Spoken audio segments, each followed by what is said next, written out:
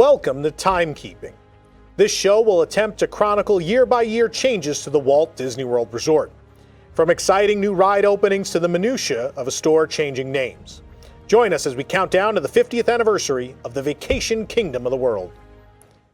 Despite yet another gas crisis and a 2% drop in attendance, 1979 was still a year of construction and expansion, not the retraction in plans that was the 1974 crisis. While no notable opening or closures took place in 1979, several key projects were started. Most notably, after years of planning and design, physical construction began on Epcot Center on October 1st. In the Magic Kingdom, Polaroid took over sponsorship of the newly christened Polaroid Camera Center. Ground was broken on the Big Thunder Mountain Railroad in Frontierland, officially putting the final nail in the coffin for the Western River Expedition. Imagineer Tony Baxter envisioned the ride as early as 1972 for Walt Disney World specifically, but it was put on hold due to the construction of Pirates of the Caribbean and then again for the construction of Space Mountain. In the end, Disneyland would construct the ride first, beginning work on it in 1977 and opening the attraction on September 2nd of this year in Anaheim. Dumbo's Circus Parade ran through the streets of the Magic Kingdom from January 2nd until December 21st, replacing Mickey's Birthday Parade. The park saw its 100 millionth guest. 8-year-old Kurt Miller arrived on October 22nd. Kurt received a lifetime pass. The Polynesian Village received a new set of bathrooms for the Luau Cove and some re-landscaping around the Great Ceremonial House area.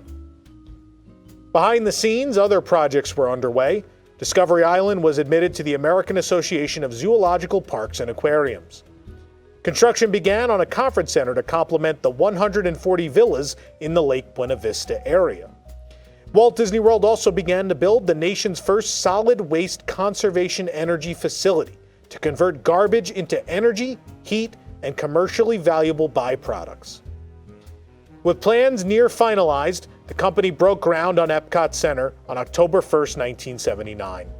Card Walker, Florida Governor Robert Graham, and former Governor Charlie Kirk, Reuben Askew, and Hayden Burns participated in the ceremony beneath a near full-scale replica of Spaceship Earth. The now $800 million project was fully underway, but plans would still change.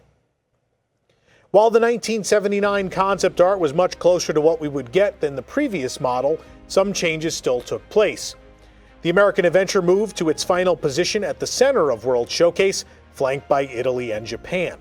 East of Italy, Germany, Equatorial Africa, and some form of apparently Scandinavian pavilion and Mexico were all properly placed, though no China was pictured. To the west of Japan was a first unidentified pavilion, possibly Costa Rica as mentioned in the annual report, what appears to be France, the United Kingdom, and Canada. Mexico, Canada, Germany, and the United Kingdom have clear show buildings in the aerial concept art. Moving to Future World, the transition area is flanked by two round buildings. It's been put forth that this was moved back and became the Odyssey restaurant after the land was determined to not be stable enough for large buildings, and the Future World ponds were placed there later. Imagination, Communicore, Transportation, the Land, and Energy show buildings now were nearly identical to their final designs and locations.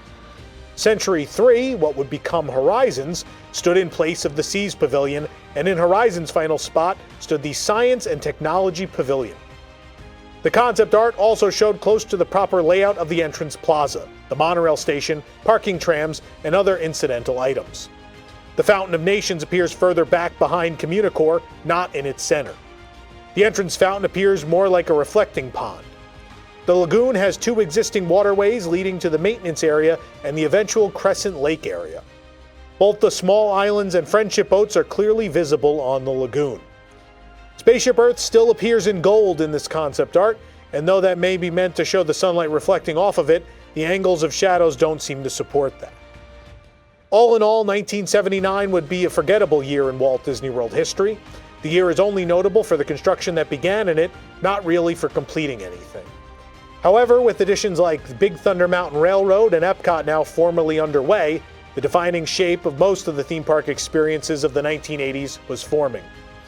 However, if you really want to visit a piece of 1979 Disney World history, while there's always the Luau Cove restrooms. Well, time flies.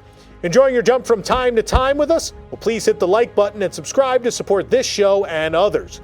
You can also join the WDWNT Inner Globe Society for exclusive content at patreon.com/WDWNT. If you're looking for the perfect gear to celebrate 50 years of Walt Disney World, you could shop for apparel, accessories, and more at carousellaproducts.com. We'll see you real soon right here on Timekeeping.